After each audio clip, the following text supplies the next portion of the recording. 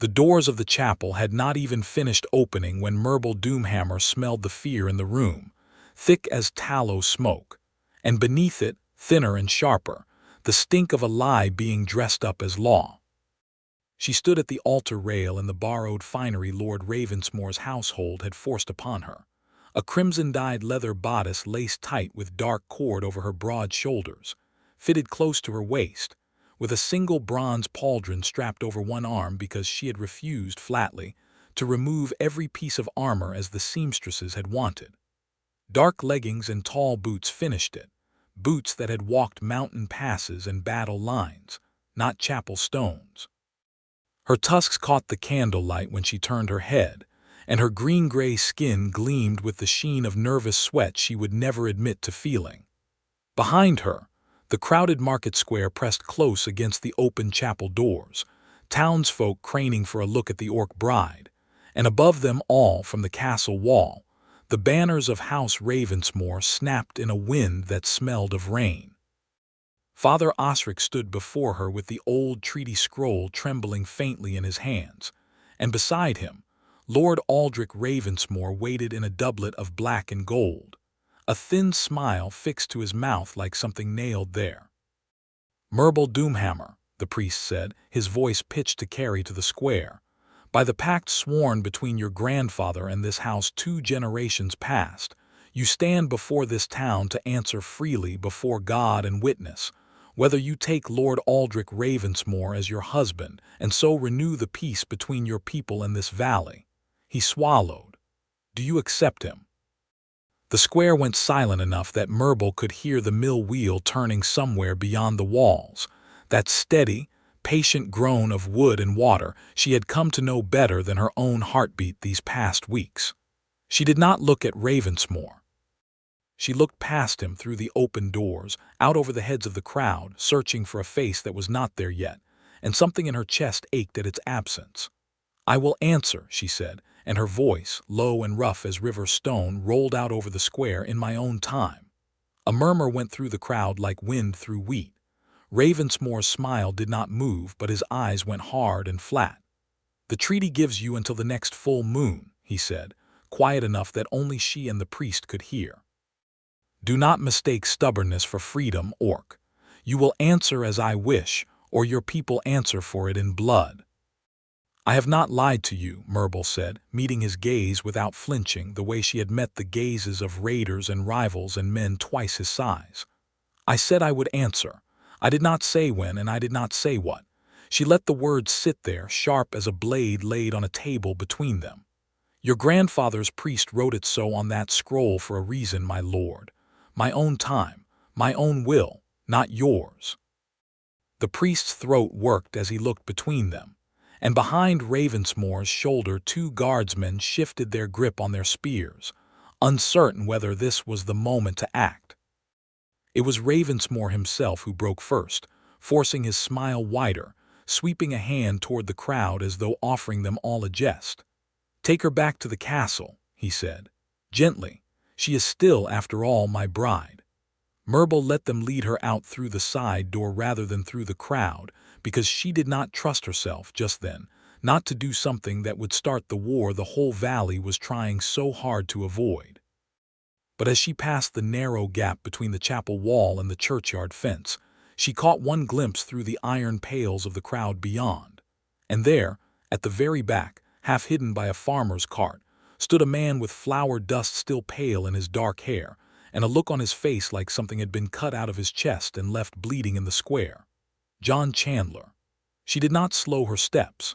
She could not with the guards at her elbows and Ravensmore's men watching every twitch of her face. But something in her eased, just slightly, at the sight of him, the way a bowstring eases when at last it is not the only thing holding back a killing blow.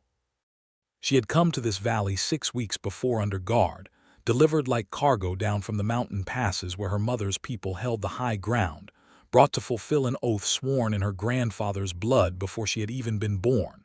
She had expected hatred.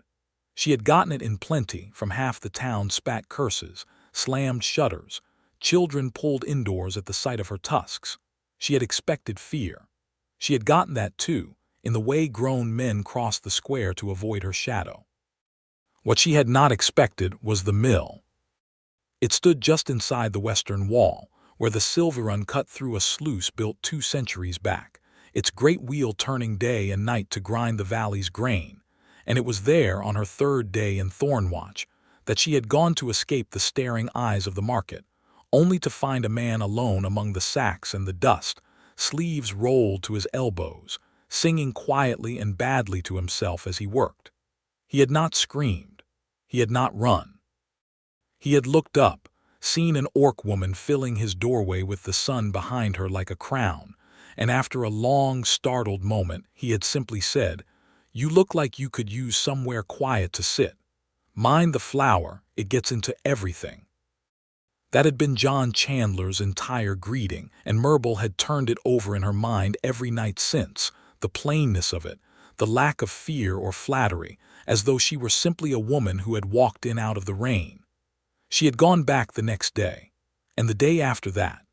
He was not a large man, not in the way the soldiers who guarded her were large, all breadth and swagger.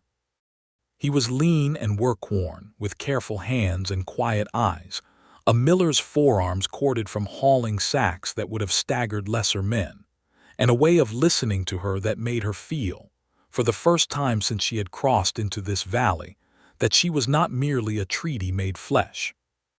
He asked her about her mother's camps in the high passes, about the hide tents and the cook fires and the great aurochs herds her people followed. He told her, in turn, about the mill his father had built and died running, about the long winters when the grain ran short in half, the valley came to him hollow-eyed, hoping he could stretch the last of the harvest one more week. He was, she came to understand, the quiet heart the whole struggling town beat around, though he seemed entirely unaware of his own worth, the way some men were unaware of the exact color of their own eyes. "You are lonely," she had told him once bluntly, the way her people spoke of true things. He had laughed short and surprised. "That obvious. You talk to the mill wheel," she had said. "I have heard you." "It listens better than most people in this town," he had answered, and there had been no bitterness in it, only a tired sort of honesty that had made something twist painfully behind her ribs. She had not meant to want him. She had told herself, over and over in those first weeks, that she was promised to this valley by blood oath, not by heart, and that a human miller with flour in his hair was no part of any future that had ever been laid out for her. But wanting, she had learned, did not care what a woman told herself in the dark. It was on an evening 3 weeks before the wedding that Ravensmore had first announced, that everything between them changed. She had come to the mill after dusk, when the guards assigned to watch the castle gate grew lax and bored, slipping through the postern door in the old wall that only she and John seemed to know still opened. He had been banking the last of the day's fire in the small hearth at the back of the mill house, and when he turned and saw her standing in the doorway, soaked from a sudden rain, her dark hair plastered to her jaw, he had gone very still. "You should not be out in this," he said. "I could say the same to you, miller, working past dark with no lamp." She stepped inside, water dripping from the hem of her leathers, and the small room suddenly felt too small for the both of them, too warm, too close. "I have work," he said, and his voice had roughened. "Grain does not grind itself." "No," she agreed, "but you did not light the second lamp. You are not working, you are waiting." He did not deny it. He looked at her instead with an expression she had seen on very few faces in her life, not fear, not desire alone, but something gentler and more dangerous than either, the look of a man who has decided, against all sense, to let himself hope. "I do not know what I am allowed to say to you," he admitted quietly. "You are promised to a lord. I am a miller. There is a very short list of things that are wise for me to feel, Murbul, and everything I feel is not on it." Her name in his mouth, plain and unadorned, no honorific, no fear behind it, undid something in her chest that 4 decades of raiding and warfare had never managed to loosen. "I did not ask you to be wise," she said, and crossed the small distance between them before either of them could think better of it. The kiss, when it came, was not gentle. It was the kind of thing that had been building for 3 weeks in stolen glances and half-finished sentences, and it broke over them both like the Sylvirun in spring flood, his hands coming up into her wet hair, her arms circling him so completely. He nearly vanished into her embrace, tusks and all somehow no obstacle at all to the way her mouth found his. When they broke apart, both of them breathing hard, he pressed his forehead to hers, careful of the tusks, learning the shape of her as though memorizing something he feared he would not be allowed to keep. "I am promised," she said against his mouth, low and fierce, "to a peace that was bought with my grandfather's blood before I was ever born, but I was not promised to Aldrich Ravensmore. I was promised to answer freely." She pulled back enough to look at him, her thumb tracing the line of his jaw with a tenderness that seemed to startle them both. "And I have never in my life wanted to answer anything so much as I want to answer you." "Then answer me," he said, half a laugh, half a plea. "Tell me what to call this." "Not yet," she said, and kissed him again before he could argue. "I will answer in my own time, John Chandler, but do not doubt even for a moment what my answer will be." That had been 3 weeks before the chapel doors opened on the first failed ceremony, and in those 3 weeks the whole valley seemed to sharpen around the edges, as though everyone could feel the storm building even before the first thunderhead showed over the mountains. It was in the crowded market square, 4 days after Murbul's first refusal before the priest, that the storm broke into the open for all of Thornwatch to see. She had gone to the mill in daylight that day, past caring who saw, because the guards Ravensmore had set on her had grown so numerous and so watchful that darkness offered no more cover than noon. She walked through the market stalls with her chin high, ignoring the way conversations died around her, the way mothers pulled children close, and she found John at the mill door hauling a sack of milled flour out to a farmer's waiting cart, sweat darkening his shirt despite the autumn chill. She had meant only to speak with him a moment, to steal what warmth she could before the guards caught up. She had not expected Lord Ravensmore himself to come riding down through the square with 4 armed men at his back, his fine horse picking its way delicately between the stalls, as though the whole market existed only for him to survey. He reined in before the mill, and his gaze went from Murbul to John and back again with the slow, deliberate cruelty of a man who has already decided how a scene will end and is merely enjoying the walk there. "Word reaches me," Ravensmore said, pitched loud enough for the gathering crowd, "that my bride spends a great deal of time in the company of this miller." He looked down at John from horseback the way a man looks at something he intends to scrape off his boot. "Is that so, Orc?" "I go where I please," Murbul said. "That was never part of the oath." "No," Ravensmore agreed pleasantly. "But loyalty was implied, I think, when I chose to honor my grandfather's promise instead of simply taking your clan's mountain passes by the sword, as half my council urged me to do." His eyes cut to John. "Perhaps the miller does not understand how fragile peace can be. Perhaps he needs reminding that his mill stands on land granted by my family and can as easily be ungranted." "You would starve your own town," John said, and his voice, though quieter than the Lord's, carried a steel in it that made more than one head in the crowd turn, "to spite one man you are jealous of." The word landed like a slap. Ravensmore's face went white, then red, and he swung down from his horse with the quick, ugly grace of a man unused to being contradicted in public. "Say that again," he said softly. "You heard me the first time," John answered, and did not step back, though Murbul could see the fine tremor in his hands, could see exactly how much courage it was costing this ordinary miller to stand his ground before an armed lord.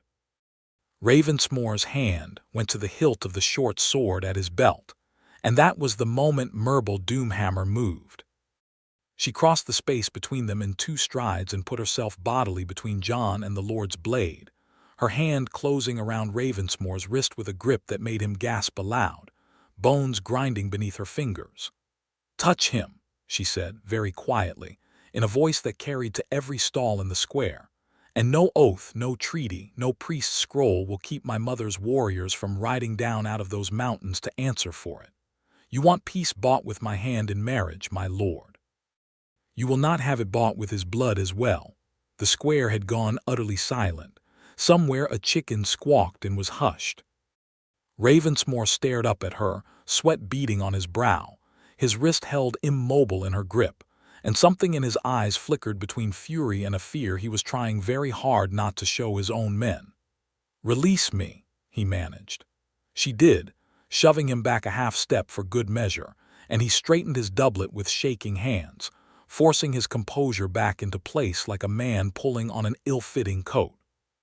"You have made your feelings plain," he said, and his voice had gone cold and quiet in a way that frightened Murbul far more than his anger had. "I will remember it, Orc, and so will he." He remounted, wheeled his horse, and rode back up toward the castle without another word, his guards falling in behind him.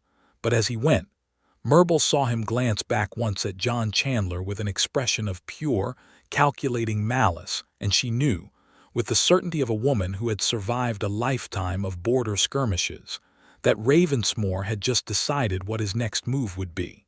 She did not have to wait long to find out. 3 nights later, guards came for John Chandler in the dark, dragging him from the mill house in his nightshirt with rough hands, and no explanation beyond a warrant bearing Ravensmore's seal, accusing him of interference in a matter of state and threat against the crown's peace. By the time Murbul learned of it, slipping past her own drowsy watchers before dawn to find the mill dark and cold, and the door hanging open on its hinges, John Chandler was already 3 days locked in the castle's lower cells, and word had reached her through a frightened stable boy that he was to be put on a prison wagon at first light and driven out of the valley entirely, exiled beyond the border where Ravensmore's law no longer needed to answer to any treaty at all beyond. In other words, anywhere Murbul could follow without starting the very war the oath was meant to prevent. Unless Ravensmore's message to her made plain, she came to the chapel that same dawn and gave her answer, the answer he wanted, before the priest and the whole town, and saved the miller's life by giving up any hope of him forever. Murbul stood alone in the cold mill house as gray light crept through the high windows, her hand resting on the great wheel's motionless axle, and she made a decision that no treaty, no priest, and no lord in his castle above the town had any power to unmake. She was not going to the chapel to give Aldrich Ravensmore his answer. She was going to the road. The prison wagon rolled out through the eastern gate of Thornwatch just as the sun cleared the mountains, a heavy, iron-barred cart drawn by a pair of tired horses, with 2 guardsmen riding escort and a third driving. John Chandler sat inside it with his wrists bound, watching the walls of the only town he had ever called home slide past through the bars, and he did not let himself hope, because hope, he had told himself in 3 days of cold stone cells, was a luxury a condemned man could not afford. He was wrong to give it up so easily. Murbul had climbed the eastern wall an hour before dawn, alone, using handholds worn smooth by generations of children who ought to have known better than to dare each other up that stretch of stone, and she had waited crouched atop the parapet above the gate road, watching the wagons approach with her heart hammering against her ribs like a war drum. Below her the gate stood open for the morning's traffic, farmers and merchants already streaming in with their carts, and beyond the gate the road curved down toward the river crossing and, eventually, the border. The wagon rolled beneath her. She did not think. She jumped. She hit the wagon's roof with a crash that made the horses scream and rear, the whole cart lurching sideways as the driver hauled desperately on the reins, and before either guard could draw a blade, she had dropped down onto the driver's bench beside him and put him over the side with one sweep of her arm, sending him sprawling into the roadside ditch. The second guard, riding alongside, spurred his horse forward with his sword already out, and Murbul caught the blade's first swing on her bare forearm, leather bracer taking the worst of it, and answered with a backhand blow that sent him tumbling from his saddle. "John!" she shouted, already wrenching at the barred door. "Murbul." His voice cracked with disbelief as he scrambled to the bars, and then she had the lock torn half off its hinges with brute strength, and was hauling him out into the chaos of screaming horses and shouting men, because the third guard, the one who had gone into the ditch, was on his feet again, and blowing a horn that would bring every soldier in Thornwatch down on them within minutes. "The gate's closing," John gasped, and it was true. Up ahead, at the sound of the alarm horn, the gatehouse guards were already hauling on the great chains, the iron-shod doors groaning inward, the last gap of daylight narrowing with every heartbeat. There was no time to run for it on foot. Murbul looked once at the wagon horses, still half-panicked in their traces, then at the low stone wall that ran alongside the road down toward the river gorge, a drop of perhaps 20 feet onto the steep grassy bank where the Silverrun cut close beneath the walls before curving away from the town. "Trust me," she said, and did not wait for an answer. She swept John Chandler up into her arms, one arm beneath his knees and one across his back as though he weighed nothing at all, and sprinted for the wall as the closing gate groaned shut behind them, sealing off the road, sealing off any hope of simply walking free. John had one wild, half-formed second to understand what she meant to do before she leapt, both of them, off the wall and out over the steep bank toward the rushing river below. They hit the water hard, the cold slamming the breath from both their lungs, the current seizing them and dragging them downstream past the base of the town wall, even as arrows began to fall from the battlements above, thudding into the water around them, and Murbul kept one arm locked around John's chest the whole way, kicking hard for the far bank, her own body a shield between him and the arrows raining down from the walls of Thornwatch. They dragged themselves up onto the rocks a quarter-mile downstream, soaked and gasping, out of arrow range at last, the town walls receding behind them into the morning mist, and John Chandler lay on his back on the cold stones and laughed, a wild, disbelieving sound half-tangled with a sob. "You jumped off a wall," he managed. "You jumped off a wall carrying me." "You are lighter than a sack of grain," Murbul said, though her hands, when she reached for him, were not quite steady, and when he sat up and pulled her into his arms, soaked and shivering as they both were, she held on to him as though the river might still try to take him from her. "They will come after us," she said into his wet hair. "Ravensmore cannot let this stand, not now." "Then where do we go?" She looked north, toward the mountains, toward the high passes where hide tents stood against the wind and her mother's fires never fully went out even in the deepest snow. "Home," she said. "My home. My mother is War Chief Murbul Doomhammer, and she has an army at her back that Aldrich Ravensmore has spent his whole life being afraid of. If anyone in this world can end this madness before it becomes a war, it is her." They did not have horses. They had no food beyond what John had managed to snatch from the wagon's floor before the leap, a single half-loaf of bread gone soggy in the crossing, and they had, at most, a few hours before Ravensmore's soldiers organized themselves enough to give proper chase. But they had the mountains ahead of them, and they had each other, and for the first time since the guards had dragged him from his own bed 3 nights before, John Chandler found that he was not afraid. They kept to the tree line for the first 2 days, moving fast and low, sleeping in short shifts beneath deadfall and outcrop stone, and twice they heard the distant sound of horses on the old trapper's road below them and went utterly still, John's hand finding Murbul's in the dark, her fingers tightening around his in answer, until the hoofbeats faded away again toward the wrong valley. She taught him, in those 2 days, things he had never needed to know as a miller: how to find water beneath dry stream beds, how to read the shape of clouds massing over the peaks ahead, how to move without snapping a twig underfoot, a skill that took him most of the first day to manage even passably, and that she found, to his mild indignation, endlessly amusing.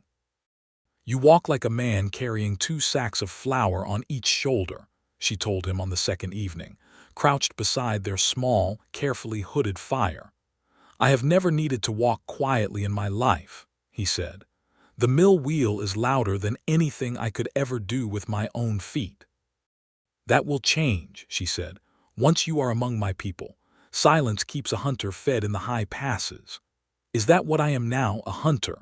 She considered him for a long moment across the fire, the flames catching gold in her dark eyes, and something in her expression softened into a tenderness that still, after everything, caught him off guard every time it surfaced. You are a miller, she said. The best I have ever known, though I confess you are the only one I have ever known. But you will need to learn new things, John Chandler, if you mean to walk into my mother's camp at my side and ask her to accept a human man as the mate of her daughter. His breath caught. Is that what I am asking? It is what I am asking, Murbul said, quietly and without hesitation, the firelight steady on her face. I told you once that I would answer you in my own time. I am telling you now on this mountainside with soldiers behind us and my whole future ahead of us uncertain, that if my mother will have you, if my people will have you, then my answer is yes. It has been yes since the night you handed me bread in that mill and told me to mind the flour. He crossed the small distance of the fire without a word and kissed her, slow and searching this time. No urgency of stolen moments behind it, only the quiet certainty of two people who had already decided, somewhere along a river crossing and a mountain trail, exactly what they meant to each other. When at last they drew apart, he rested his forehead against hers exactly as she had once done to him in the mill, learning the shape of the gesture, making it his own. Then I am yours, he said simply. However your people take that, whatever it costs. I have spent my whole life being the man nobody quite noticed, Murbul. I would rather spend the rest of it being the man you chose, even if it means learning to walk quietly on a mountainside I have no business surviving. That night, beneath the vast, star-crowded sky of the high passes, with the fire burned down to embers and the cold mountain wind held at bay by nothing but each other's warmth, they came together fully for the first time, tender and unhurried despite the danger at their backs, every touch a kind of answer neither of them needed words for any more. Murbul held him afterward with a fierce, careful gentleness that spoke louder than any vow, her lips against his hair. And John Chandler, who had spent so many years believing himself destined to be overlooked, fell asleep in the arms of a woman who could have broken castle gates with her bare hands, and who had chosen, instead, to spend that strength keeping him warm. They reached the outer edge of the Doomhammer camp on the fourth day, climbing out of the tree line into a high mountain bowl where dozens of hide tents stood in orderly rings around great central fires, smoke rising thin and gray against the pale sky. And the moment the first sentries spotted them, a horn sounded across the camp, and warriors began pouring out to meet them with weapons already in hand. John Chandler had faced Lord Ravensmore's sword without flinching, had leapt from a castle wall into a flooding river, but nothing had quite prepared him for the sight of 24 orc warriors closing in around them both, tusked and armored and utterly unreadable in their intent, until Murbul stepped in front of him, arms spread, and shouted a single word in the guttural, ringing language of her people that made every warrior there stop dead in their tracks. A woman pushed through the ring of warriors then, tall even among orcs, her hair iron-gray and braided with beads of bone and bronze, her leather armor scarred from decades of battle, and her eyes, when they fixed on Murbul, held a fury and a relief so tangled together that John could not tell which would win out. You were to be wed a week past, War Chief Yorga Doomhammer said, her voice like stones grinding together. Instead my scouts bring me word of a burning wagon on the eastern road, soldiers dead in a ditch, and my daughter vanished into the mountains with a human man at her side. Her gaze cut to John with a weight that made him feel very small and very mortal indeed. Explain yourself, Murbul, before I decide this human has bewitched you and end the matter with my axe.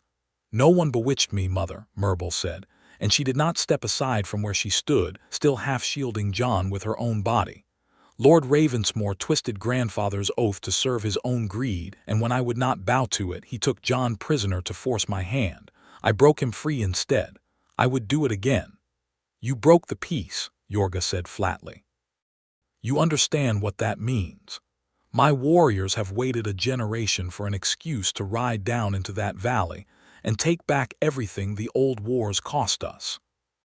Then let them wait a little longer, Murbul said, and hear the whole of it before you decide whose blood answers for this.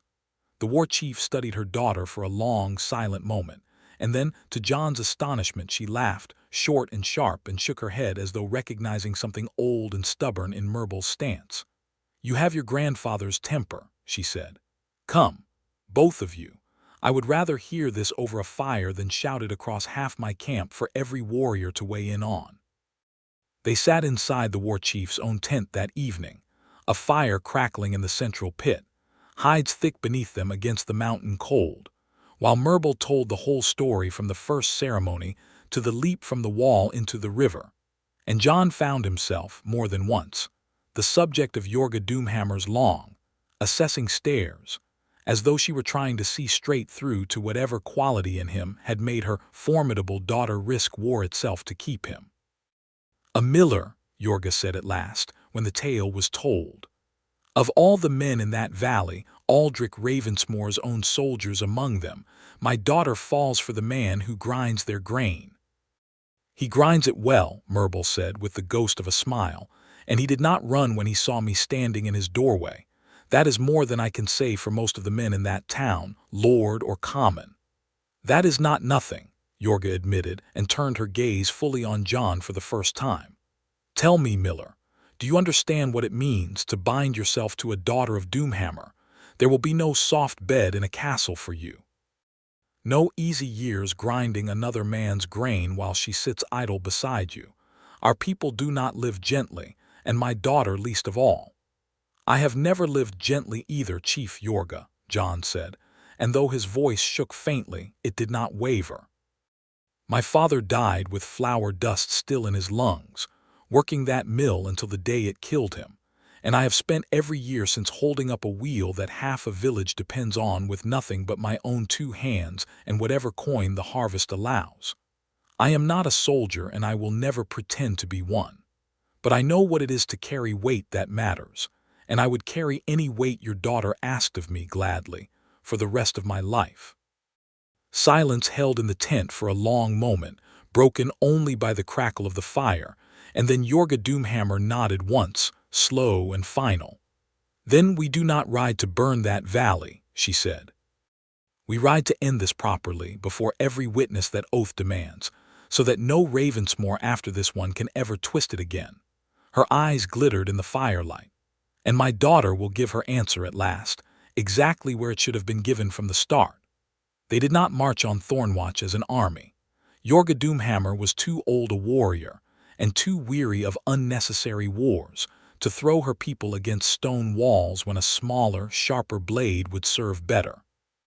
Instead, she rode down out of the mountains 3 days later with only a dozen warriors at her back, banners furled, weapons sheathed, and Murbul and John riding at the center of the column on borrowed horses, to demand, under the old rites of treaty parley, that the priest of Thornwatch hear the bride's answer at last, before witnesses, as the original oath required.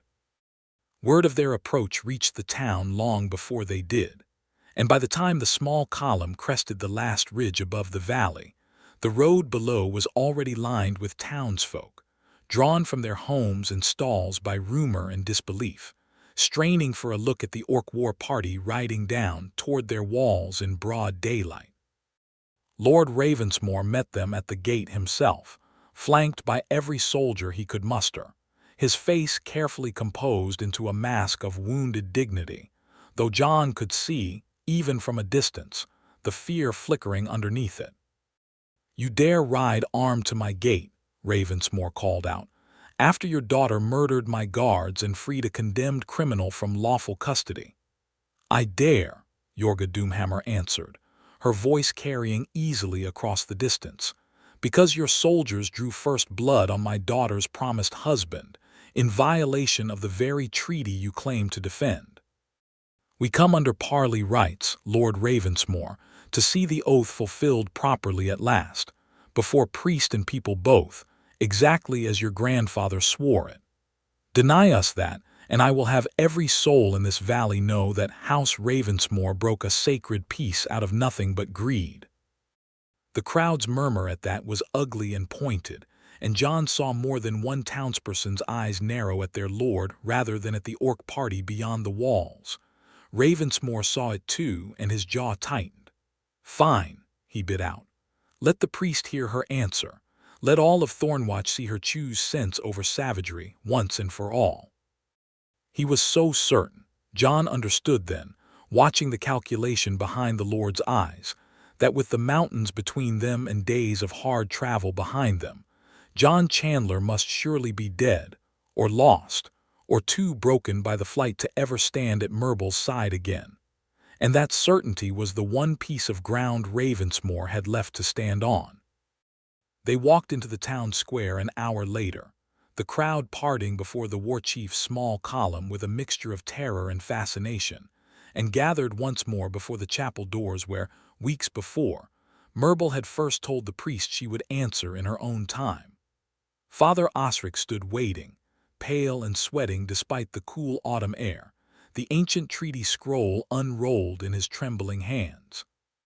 Ravensmore took his place at the altar rail, straightening his doublet, arranging his features into the picture of a patient, wronged bridegroom for the benefit of the watching crowd. Murbul left John and the war party at the edge of the square, per the old parley terms, and walked alone toward the chapel steps, her crimson bodice and dark leathers unchanged from the day she had first refused this very ceremony, her chin high, her eyes fixed on the priest rather than on the man beside him. "Murbul Doomhammer," Father Osric said, his voice shaking only slightly now, "do you accept Lord Aldrich Ravensmore as your husband, and so renew the peace between your people and this valley?" The whole square held its breath. Ravensmore's smile had returned, thin and triumphant, certain of his victory now that the miller was surely gone from the world entirely. Murbul opened her mouth. She began, and something in her chest twisted painfully, because she had meant to stall again, to buy one more precious moment before she was forced to speak a truth that would break every promise she had made beneath a mountain sky 4 nights before, when she could see no way John would ever reach this square alive. And then from the back of the crowd, where the road came down from the eastern gate, a commotion broke out, voices rising in surprise, the crowd shifting and turning, and through the gap they made, walking fast with mud still on his boots and his dark hair wind-blown from the mountain road, came John Chandler. He was alive. He was here. He had ridden through the night with the last of Yorga's rear guard rather than wait behind, unable to bear the thought of Murbul standing in that chapel without him. And now he pushed through the last of the crowd into the open space before the steps, breathless, disbelieving joy and terror both written plain across his face as his eyes found hers. Murbul did not hesitate. She did not think, did not calculate, did not spare Ravensmore so much as another glance. "Yes," she said, loud and clear and unshakable, the word ringing out across the entire square before the priest could even finish drawing breath to ask her again. "My answer is yes, not to Aldrich Ravensmore." She turned fully from the altar rail, from the Lord whose face had gone the color of old ash, and crossed the chapel steps in 3 long strides to stand before John Chandler in the middle of the square, in front of the priest, in front of the whole gathered town, in front of her mother's warriors and every soul who had once looked at her with fear or scorn. "My answer is to him. It has been yes since the night he handed me bread and told me to mind the flower. I choose John Chandler freely, before God and every witness this valley can offer, and no oath written in my grandfather's blood was ever meant to bind me to any man but the one I love." The square erupted. Some of the crowd gasped, some laughed in disbelieving delight, and Ravensmore's face contorted with a fury so complete he seemed, for a moment, to have forgotten how to speak at all. "This is treason against the treaty," he finally snarled, striding forward, hand dropping to his sword hilt.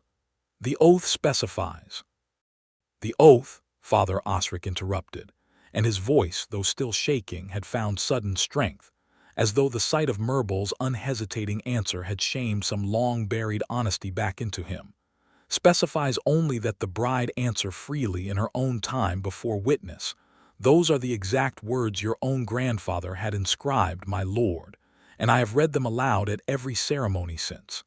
It says nothing of who she must choose, only that she choose freely. He looked down at the scroll in his hands, then up at Ravensmore with something almost like relief. She has chosen, freely, before all of us. The oath is fulfilled. Fulfilled, Ravensmore spat, by a miller. By a man of this town, War Chief Yorga Doomhammer said, stepping forward now, her voice carrying the flat, final authority of a woman who had led warriors for 30 years. Of good standing, chosen by my daughter's own free will, exactly as the treaty your family swore requires. You sought to twist that oath into a chain around her wrist, Lord Ravensmore, and around my people's throat besides. You are the one who has broken faith here, not she.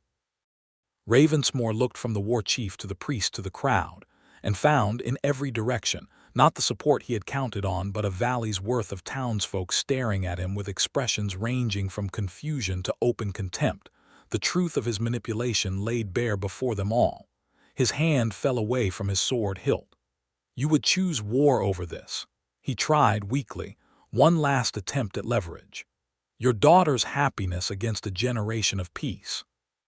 There will be no war, Yorga said, unless you make one, and if you do, every lord from here to the coast will know it began because a man could not accept that a woman told him no. She let that hang in the square a moment, watching it land. The oath is fulfilled. The peace holds. My daughter is wed to a man of Thornwatch, exactly as the old pact required, and you, Lord Ravensmore, will trouble her no further, or you will answer to me, treaty or no treaty. The square was utterly silent as Ravensmore stood there, stripped of every advantage he had built his cruelty upon, and at last, with nothing left to threaten and no crowd left willing to back him, he turned on his heel and strode back up toward his castle without another word, his guards trailing uncertainly behind him, and something in the whole town seemed to exhale at once, a held breath finally released. Murbul turned back to John, who stood frozen in the middle of the square as though he could not quite believe any of it was real, and she reached for him with both hands, cupping his face between her palms with a gentleness that made the crowd around them go quiet again, though this time it was a quiet born of witnessing something tender rather than something dangerous. You walked in, she said, her voice breaking slightly for the first time since he had known her. I did not think you would reach the square in time.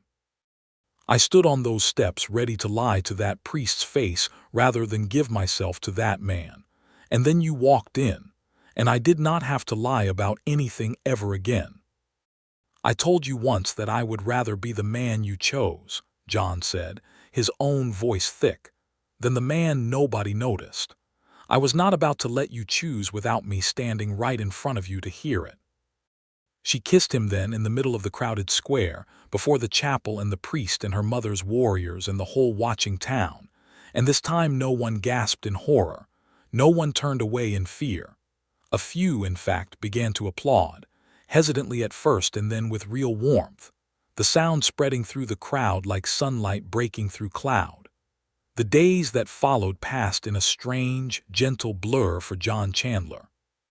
The priest, with Ravensmore's authority thoroughly broken in the eyes of the town, formally recorded the fulfillment of the old oath in the treaty scroll, and the townsfolk who had once crossed the square to avoid Murbul's shadow now came, awkwardly but sincerely, to offer their well wishes, some out of genuine warmth, some simply relieved that no war had come to their doorstep after all.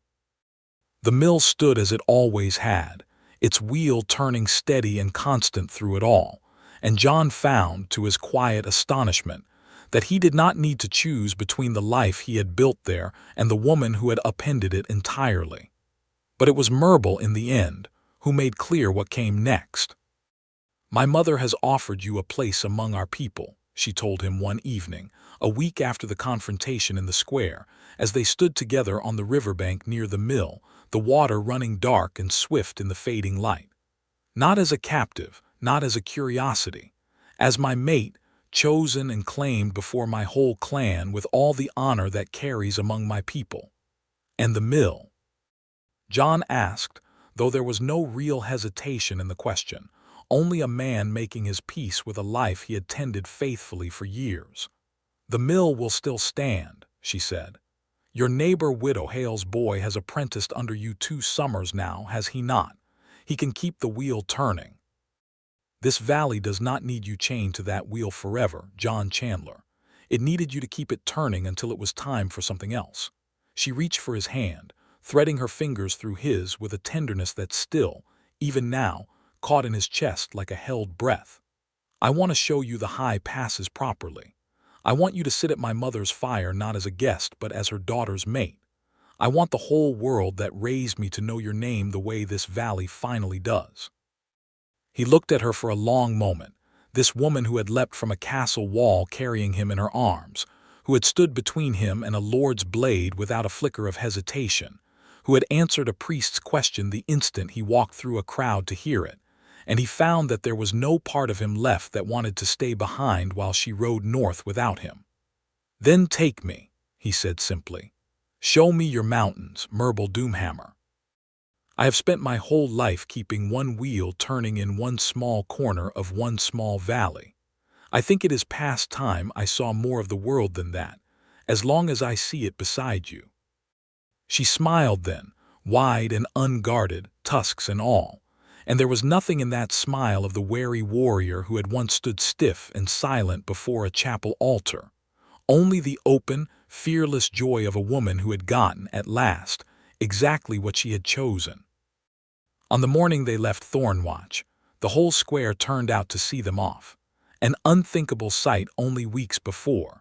Humans and the handful of orc warriors who had stayed behind to help settle the new terms of peace standing shoulder to shoulder along the road. Widow Hale pressed a basket of bread into John's hands with tears in her eyes, and even Father Osric came to offer his blessing, this time freely given rather than dictated by treaty law. Murbul swung up onto her horse, and then, with a laugh that startled a flock of pigeons from the chapel roof, she reached down and pulled John Chandler up before her rather than let him mount his own horse, settling him against her chest with one strong arm locked securely around him, exactly as she had once carried him from the roof of a prison wagon toward a river, and a future neither of them had dared hope for. "I believe," she said into his ear, low enough for only him to hear, "that I promised to carry you off to my people the moment I chose you freely before the whole world. I do not believe in leaving a promise unkept, John Chandler." "I would not want you to start now," he said, laughing despite himself, leaning back against her with the easy trust of a man who knew, beyond any doubt, exactly whose arms he belonged in. They rode out through the eastern gate together, past the mill wheel turning steady in the morning light, past the river that had once carried them both to safety, and up into the mountain road that would take them, at last, to the high passes and the fires of the Doomhammer camp, where Murbul Doomhammer would present the man she loved to her people not as a captive, not as a curiosity, but as her chosen mate, claimed freely, in her own time, exactly as she had always sworn she would. Behind them, Thornwatch settled back into its ordinary rhythms, the market humming, the mill wheel turning, a valley's peace secured not by an old blood oath after all, but by the simple, stubborn truth of 2 people who had found each other against every expectation, and refused, in the end, to let anything not lords, not treaties, not walls or rivers or armies, keep them apart. And in the high mountain bowl where the high tents stood in their ancient rings, War Chief Yorga Doomhammer watched her daughter ride in with the human man held close against her heart, and found that she was smiling, despite herself at the sight of it, because whatever else that old, blood-soaked oath had once demanded of her daughter, this, at least, had been given freely, chosen freely, and loved freely, and there was no war debt in all the world worth more than that.